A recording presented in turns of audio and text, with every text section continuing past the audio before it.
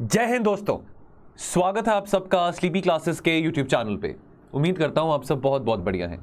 दोस्तों आज है 25 मार्च और आज के एडिटोरियल डिस्कशन में हम 3 इंपॉर्टेंट एडिटोरियल्स डिस्कस करेंगे। तो दोस्तों एक आर्टिकल हम डिस्कस करेंगे बिजनेस लाइन में से, एक इंडियन एक्सप्रेस में से और एक द हिंदू में से। तो दोस्तों जो एक आर्टिकल जो बिजनेस लाइन में से हम डिस्कस करेंगे वो आर्टिकल रहेगा इश्यूज रिलेटेड टू अर्बनाइजेशन, तो ये GS1 का हमारा पार्ट बन जाता है। एक आर्टिकल जो हम इंडियन एक्सप्रेस से शेयर करेंगे वो आर्टिकल रहेगा फूड सिक्योरिटी से संबंधित, जो कि GS3 का पार्ट बन जाता है। और एक आर्टिकल हम हिंदू से शेयर करेंगे जो कि इंटरनेशनल रिलेशन से ओरिएंटेड है, GS2 का पार्ट बन जाता है। तो ये 3 एडिटोरियल्स हैं। एंड में बिल्कुल लेक्चर के एंड में आपके पास ऑप्शन होगा कि 2 क्वेश्चन में से कोई भी एक क्वेश्चन आप अटेम्प्ट कर सकते हैं। चलिए सो दोस्तों, हैविंग सेड दैट आज की डिस्कशन शुरू करते हैं। तो पहला आर्टिकल है India can't afford the old normal any more. तो ये आर्टिकल द बिजनेस लाइन में आया है। देखिए यहां पे बात की जा रही है अर्बन गवर्नेंस के ऊपर। देखिए चैलेंजेस तो बहुत हैं। देखिए जब हम अर्बनाइजेशन की बात करते हैं तो urbanisation does not mean only smart cities. Urbanisation does not mean only कि सिर्फ वहां पे पक्के मकान बने हुए हैं।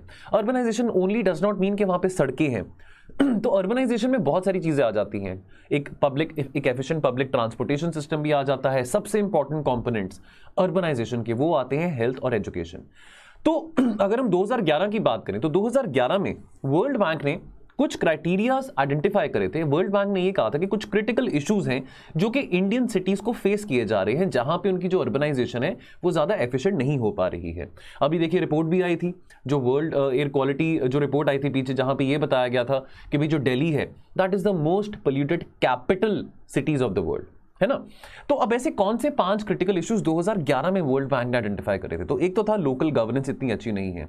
देखिए 73rd 74th अमेंडमेंट होने के बावजूद भी हम 3 टियर स्ट्रक्चर की बात करते हैं ना, उसके डिसेंट्रलाइजेशन की बात करते हैं, लेकिन उसके बावजूद भी पुअर लोकल गवर्नेंस अभी भी देखने को मिलती है। जो अर्बन लोकल बॉडीज हैं, जो पंचायती राज इंस्टीट्यूशंस हैं, वो ज्यादा एफिशिएंटली गवर्न नहीं कर पा रहे हैं, चाहे जो मर्जी सरकार स्टेट में हो, जो मर्जी सरकार सेंट्रल गवर्नमेंट में हो। उसके बाद weak finances of the cities and town. उसके बाद इनअप्रोप्रिएट प्लानिंग। तो देखिए अभी जब फ्लड्स आते हैं, साइक्लोन्स आते हैं, बहुत सारी बारिशें होती हैं, तो ये सब चीजें एक्सपोज होती हैं। तो चाहे वो फ्लड्स चेन्नई में हो, चाहे वो मुंबई में हो, चाहे वो उत्तराखंड में हो, तो ये सब चीजें एक्सपोज होती हैं कि कैसे जो सिटीज की जो प्लानिंग है, जो इंफ्रास्ट्रक्चर प्लानिंग है, वो कितनी पुअर है। Critical infrastructure shortages of everything from पानी टू पावर टू ट्रांसपोर्टेशन और रैपिडली डिटेरियोरेटिंग एनवायरनमेंट। अगर हम वातावरण की बात करें, प्रदूषण की बात करें, तो प्रेजेंट डे सिनेरियो की अगर हम बात करें तो पिछले कुछ 60 सालों में बिटवीन 1960 टू 2020 जो इंडिया का शेयर ऑफ अर्बन पॉपुलेशन है ये बड़ा है।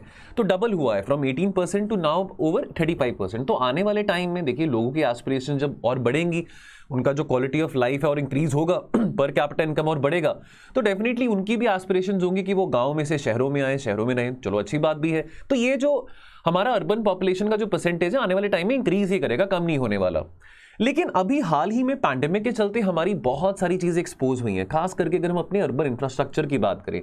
देखिए फर्स्ट वेव आया, सेकंड वेव आया, कितने लोग मारे गए, ठीक है। हेल्थ फैसिलिटीज की बात करें, ऑक्सीजन की बात करें, बेड्स की बात करें, ये सब चीजें नहीं थी, ठीक है। People were desperately struggling for ambulances, ठीक है। People were struggling for hospital beds, even और तो सब बातें छोड़ो, अपने लव्ड वंस को क्रिमेट करने के लिए जगह भी नहीं थी, ठीक है। तो ये सब चीजें भी कहीं ना कहीं हमारे अर्बन गवर्नेंस को एक्सपोज कर रहे हैं। हेल्थ और एजुकेशन बहुत इंपॉर्टेंट कंपोनेंट है अर्बनाइजेशन के, इस बात को हम झुठला नहीं सकते हैं। That is very very important of urbanisation. तो क्या हम ये अप्रोच को कंटिन्यू कर सकते हैं फॉर अ लॉन्ग टाइम, जैसे कि भी देखा जाएगा जो भी होगा, ठीक है, कि क्या फर्क पड़ता है। क्या इस अप्रोच को आने वाले समय के लिए हम अप्रोच कर सकते हैं?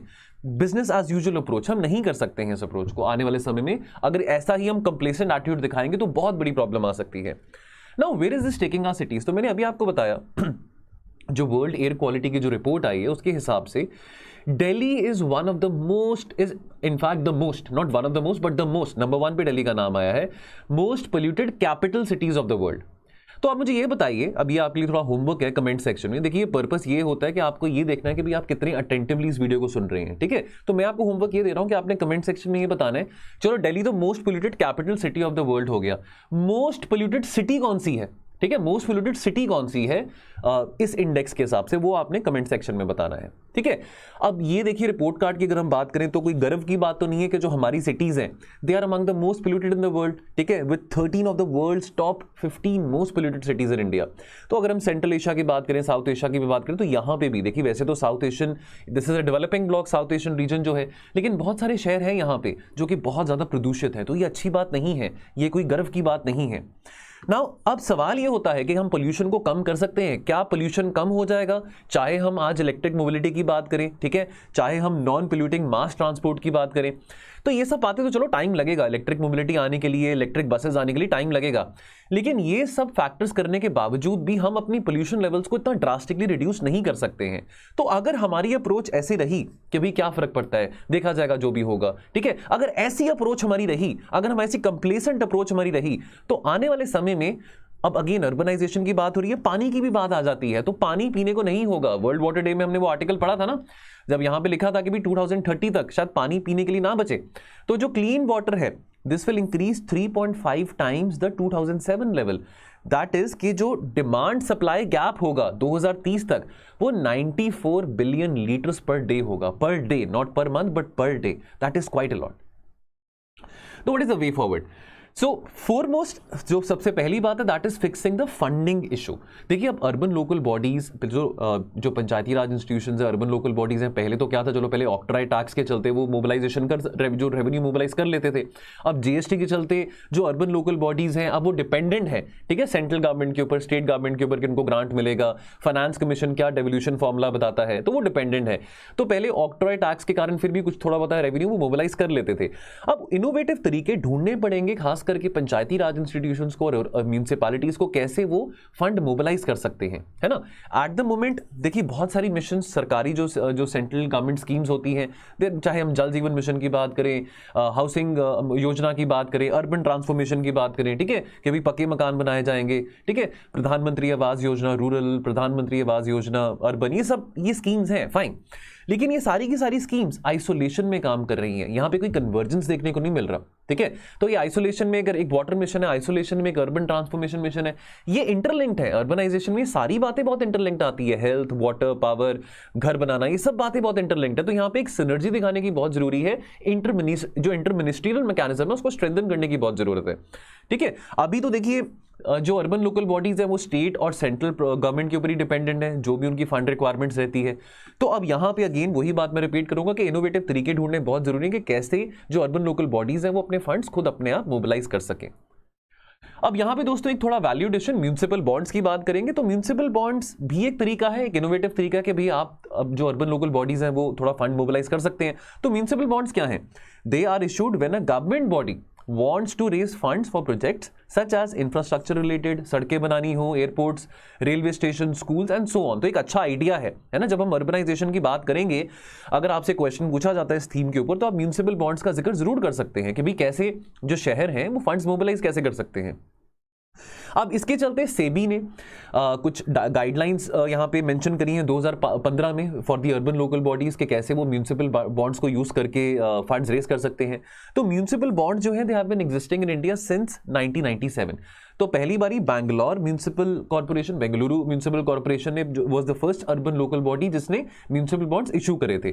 म्युनिसिपल बॉन्ड्स का जो स्टेटस है आज के टाइम पे वो टैक्स फ्री स्टेटस है, तो ये थोड़ा एक अट्रैक्टिव ऑप्शन है इन्वेस्टर्स के लिए भी इसमें इन्वेस्ट करने का। इंटरेस्ट रेट जो है that is entirely market dependent, और bonds can be issued on public और द प्राइवेट बेसिस। तो देखिए दोस्तों प्रीलिम्स भी पास में है, तो कई बार इस तरह की स्टेटमेंट्स हमको एलिमिनेशन में भी काम आती है। तो ये अगेन जैसे स्टेटमेंट बाय स्टेटमेंट चीजें लिखी गई हैं, तो जैसे हमने कल ग्रीन बॉन्ड्स की बात करी थी, आज म्युनिसिपल बॉन्ड्स की बात कर रहे हैं, यू नेवर नो ये चीज हमको कब कहां काम आ जाए। तो ये थोड़ी इंफॉर्मेशन थी। चलिए अगला आर्टिकल, एक्नॉलेजिंग हंगर। अब ये फूड इनसिक्योरिटी से रिलेटेड है। यहां पे दोस्तों देखिए आर्टिकल में बात करी गई कि कुछ सर्वे हुए थे, ठीक है, 2 सर्वे किए गए थे पैंडेमिक के चलते। एक सर्वे था हंगर वॉच सर्वे नंबर 1। अब जो राइट टू फूड कैंपेन है और कुछ और संस्थाओं ने, कुछ और ऑर्गेनाइजेशंस ने ये सर्वे किया था अक्टूबर 2020 में। तो ये उस टाइम की बात है जब वो फर्स्ट वेव चल रहा था, ठीक है। अब जो मेन ऑब्जेक्टिव था इस सर्वे का वो था कि भी जो इकोनॉमिक, अब देखिए माइग्रेंट क्राइसिस हुआ है ना, ये कितना सारा इकोनॉमिक स्ट्रेस हुआ लोगों को, कितने सारे लोगों की नौकरियां चली गई थी, है ना। अब आज 2 साल हो गए हैं, लेकिन आपको याद होगा 2 साल पहले वो जो इमेजेस टीवी पे आ रही थी, इतने सारे लोग अपना जॉब्स छोड़ के, शहर छोड़ के गाँव की तरफ जा रहे थे, इतनी गर्मी थी, पैदल जा रहे थे, तो वो सब हमने देखा था। अब लॉकडाउन हुए थे, अब इसके कारण बहुत सारे लोगों की नौकरी नहीं थी, तो ऑब्वियसली खाने को खाना भी नहीं था। चलो हमने प्रधानमंत्री गरीब कल्याण योजना भी चलाई, लेकिन फिर भी बहुत लोगों को राहत नहीं पहुंची थी। तो ये सर्वे करा गया था कि भाई कितने लोग इस बात से इंपैक्टेड हुए हैं, कितना जो हंगर है, how wide spread is the extent of the hunger. तो इस जो पहला सर्वे था कुछ 4000 लोगों को इसमें सर्वे में काउंट किया गया था।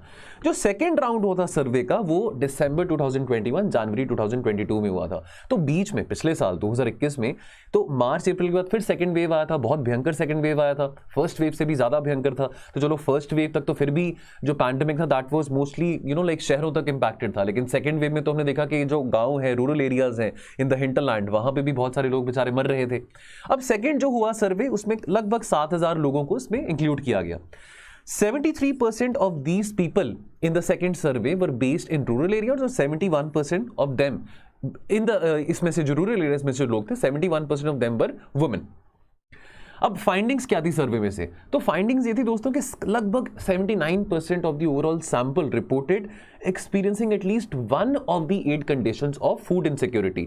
अब ये जो 8 कंडीशंस ऑफ फूड इनसिक्योरिटी है ना, ये कौन तय करता है? ये फूड एंड एग्रीकल्चर ऑर्गेनाइजेशन का global food insecurity experience scale, ये जो ऑर्गेनाइजेशन है ये कुछ ऐसी कंडीशंस बताती है फॉर फूड इनसिक्योरिटी। तो फूड इनसिक्योरिटी की अगर हम बात करें तो फॉर एग्जाम्पल कि भी खाना खाने को काफी नहीं है, या खाना सफिशिएंट क्वालिटी या क्वांटिटी में नहीं है, ठीक है, या खाना खत्म हो चुका है, या खाना है ही नहीं कि भाई आप कितने सारे दिन भूखे रह रहे हैं, ठीक है, कितनी सारी रात, कितने सारे दिन रात आपको भूखे निकालने पड़ रहे हैं। तो ये कुछ कंडीशंस आ जाती हैं।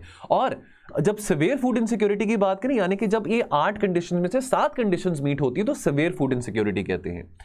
अब ये तो चलो रूरल एरियाज की बात करी हमने, लेकिन जो सिचुएशन थी वो बहुत ज्यादा वर्स थी अर्बन एरियाज में, जहां पे 87% लोगों ने रिपोर्ट किया था फूड इनसिक्योरिटी के बारे में, 28% लोगों ने सिवियर फूड इनसिक्योरिटी रिपोर्ट करा था। Now, this is obviously a cause of the economic distress which was caused by the lockdowns, the pandemic-induced lockdowns. अब न्यूट्रिशन डेफिशिएंट डाइट्स की बात करें, देखिए दोस्तों बहुत बार बात करते हैं वीट और राइस इतना सारा unnecessarily food corporation of India procure कर रहा है, लेकिन वो न्यूट्रिशियस नहीं है, ठीक है।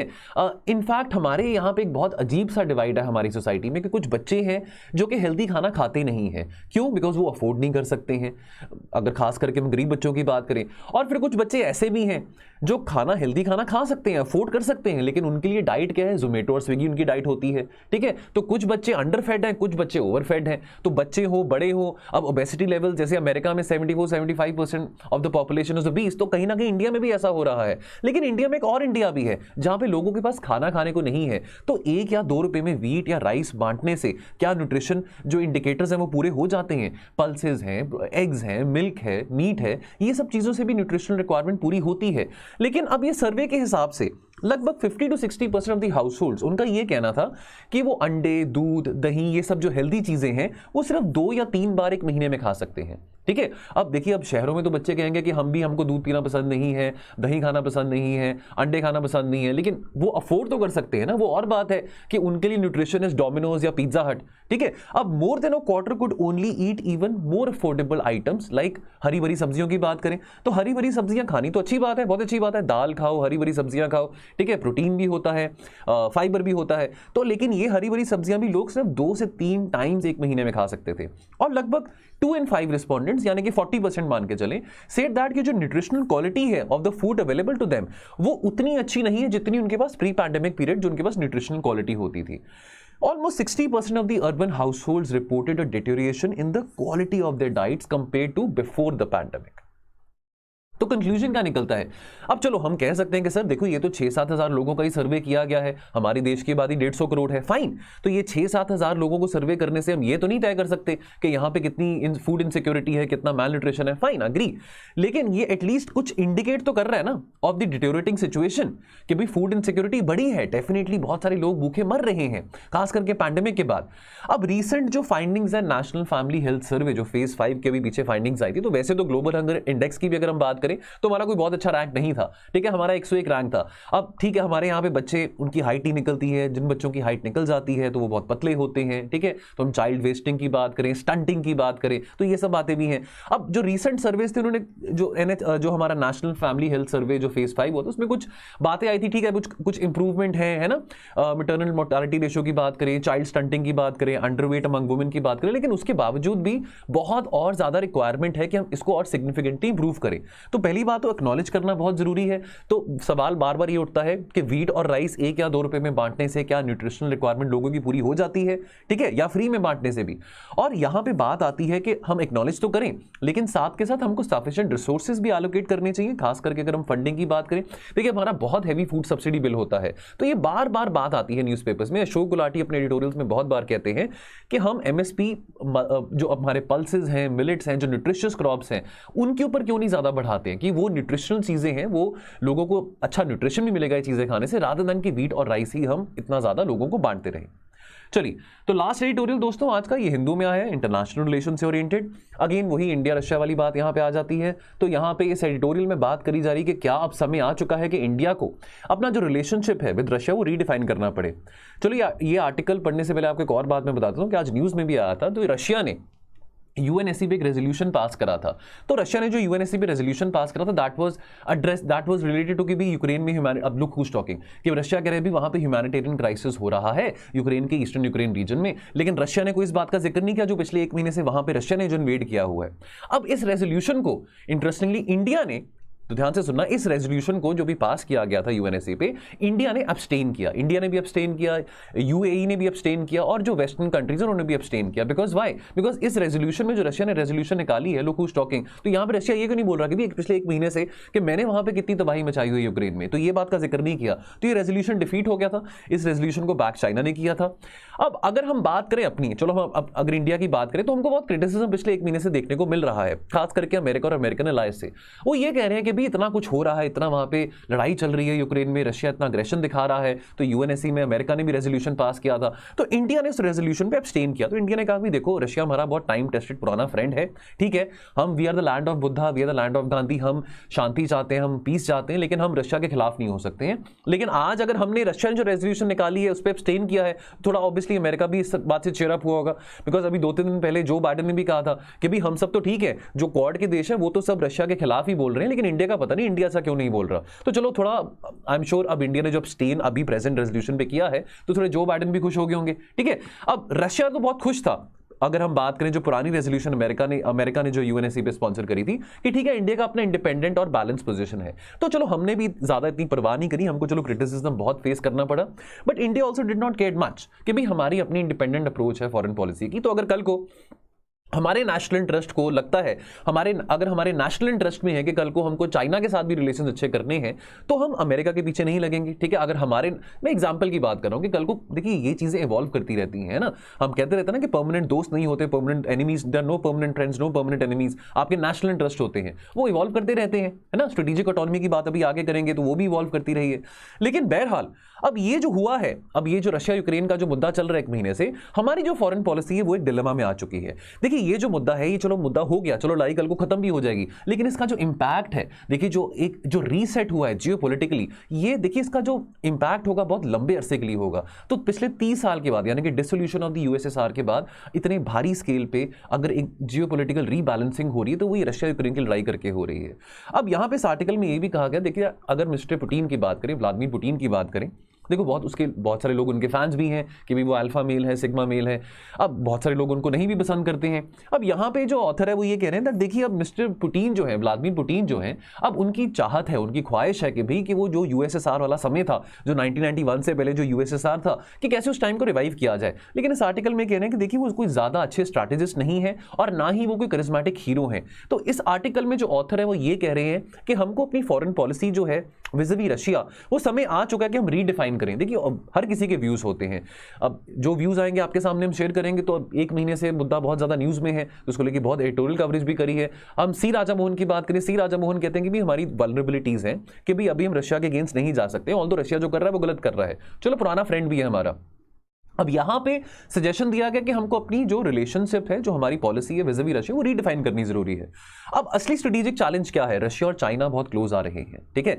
देखिए अब रशिया के ऊपर दर्जन देश इतने सारे सैंक्शंस लगा रहे हैं, तो रशिया अब कह रहे हैं बहुत सारे देशों को, खास करके जो रशिया के अच्छे फ्रेंड्स हैं, China is one of them, India is also one of them, कि भाई आप अगर ठीक है, अगर यूरोपियन यूनियन मुझसे गैस नहीं ले रहा, अगर यूरोपियन यूनियन के देश मुझसे ऑयल नहीं ले रहे, तो आप मुझसे ऑयल ले लो। अब ये एक कॉज ऑफ वरी इंडिया के लिए बन जाती है, बिकॉज जितना क्लोज रशिया और चाइना आएंगे, that is obviously not good for us, because China और India they not very good of the friends, they not very अच्छे रिलेशंस नहीं इंडिया चाइना के बीच में, तो वो हमारे लिए स्ट्रेटेजिकली अच्छा नहीं है, ठीक है। तो इंडिया चाहेगा, अब हम ये भी कहते हैं ना कि यूएस की जो अटेंशन है वो इंडो पैसिफिक से यूरोप में डिवर्ट हो चुकी है, वो होगी भी, बिकॉज ऑब्वियसली कैसे अमेरिका भी अफोर्ड नहीं कर सकता रशिया के जो अग्रेशंस को इग्नोर करना, जो कि यूरोप में हो रहा है, यूक्रेन में। लेकिन हमारे लिए अच्छा रहेगा कि अमेरिका फोकस्ड रहे इंडो पैसिफिक में इन द लॉन्ग टर्म। अब एवोल्यूशन ऑफ स्ट्रेटेजिक ऑटोनॉमी की बात करें, बार बार ये बात करी जाती है कि स्ट्रेटेजिक ऑटोनॉमी के बारे में। देखिए स्ट्रेटेजिक ऑटोनॉमी अब वो इवॉल्व होती रहती है।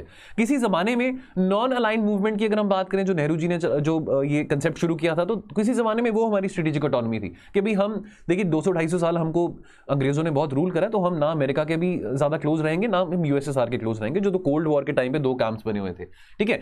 अब देखिए end of the cold war ये सब बातें बदल गई हैं। अब end of the cold war के बाद हमने देखा कि अमेरिका ने एक यूनिपोलर मूवमेंट एंजॉय किया। पिछले 20 साल में तो हमारी भी रिलेशंस अमेरिका के साथ बहुत अच्छे हो गए, खास करके जॉर्ज बुश, और खास करके जब जॉर्ज बुश के टाइम के बाद से लेकर अब तक की हम बात करें, तो हमारे रिलेशंस अमेरिका के साथ काफी अच्छे हैं।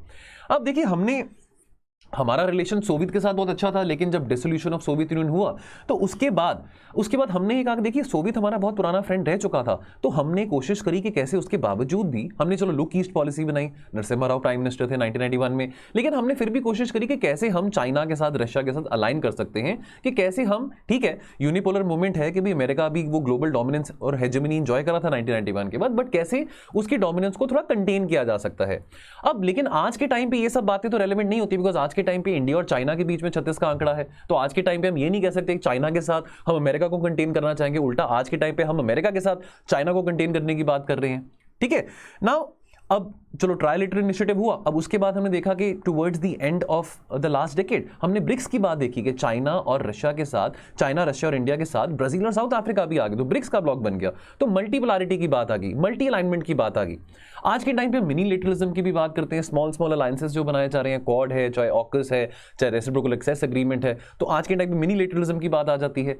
अब सवाल ये उठता है कि स्ट्रेटेजिक, चलो जियोपॉलिटिकल वल्नरेबिलिटी तो हमने बात समझी कि भी हमारी अभी मजबूरी है रशिया के साथ, अब भी उनका इतना ज्यादा एक स्ट्रॉन्ग या एंटी स्टैंड नहीं ले सकते हैं, लेकिन बात समझने को ये है कि कब तक, क्या ये लंबे समय के लिए हमारे लिए कोई हेडेक तो नहीं बन जाएगा, हमारे लिए कोई सिरदर्दी तो नहीं बन जाएगी।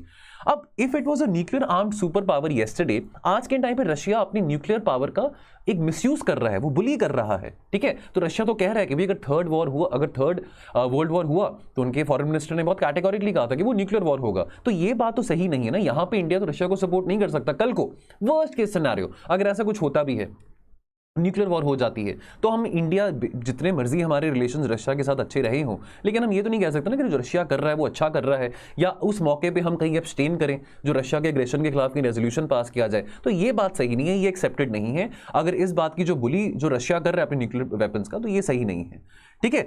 अब Russia is in a state of transition right now, which is swinging wildly from one crisis to another, ठीक है। Everyone in and around the government they should consider about India's relation with Russia. तो ये जो अब tragedy हो रही है Ukraine में, now that is also giving us an opportunity कि कैसे हम अपनी जो पॉलिसी है वो कैलिबर कर सकते हैं टुवर्ड्स रशिया। अब ये एक बहुत इंपॉर्टेंट लाइन है जो मैंने रेड में बोल्ड करा हुआ है, in the halls of global diplomacy nations have interest which are not determined by personalities alone. तो देखिए दोस्तों, इंडिया रशिया के रिलेशन जितने मर्जी पुराने रहें, लेकिन जो नेशनल इंटरेस्ट है वो लीडर्स के अराउंड रिवॉल्व नहीं करते हैं। तो चाहे वो व्लादिमीर पुतिन हो, चाहे वो जवाहरलाल नेहरू हो, चाहे वो डॉक्टर मनमोहन सिंह हो, चाहे वो नरेंद्र मोदी हो, चाहे वो कोई भी लीडर हो, national interest they can not revolve around personalities, चाहे कोई लीडर कितना मर्जी करिस्मेटिक क्यों ना हो, ठीक है। चाहे वो बैरक ओबामा है, चाहे वो जो बाइडेन है, चाहे वो नरेंद्र मोदी है, कोई भी हो, लेकिन ग्लोबल डिप्लोमेसी की बात करें तो नेशनल इंटरेस्ट सबसे पहले आता है। तो वो लाइन याद रखना कि there are no permanent friends, there are no permanent enemies, it is all about your national interest. तो क्वेश्चंस का दोस्तों जो क्वेश्चन बनते हैं यहाँ पे एडिटोरियल में से, तो ऑप्शन है, तो आप किसी भी एक को अटेम्प्ट कर सकते हैं। तो पहला ये है, New Delhi needs to be ready to radically redefine its relationship with Moscow. तो सब्सटैंशिएट करिए इसको with your arguments in 250 words. और दूसरा जो ऑप्शन है वो ये है, India's uncontrolled urbanisation is a threat to our future as well as to the planets. Comment करिए इसको 250 शब्दों में। चलिए, सो दोस्तों ये थे आज के एडिटोरियल्स। बाकी जो आपको मैंने होमवर्क दिया है कि मोस्ट पोल्यूटेड सिटी कौन सी है as per the recently released world air quality report आई है, तो वो आपने कमेंट सेक्शन में बताना है। बाकी दोस्तों मिलेंगे हम कल और एनालिसिस के साथ, तो आप अपना ख्याल रखिए और पढ़ते रहिए। Thank you so much. जय हिंद।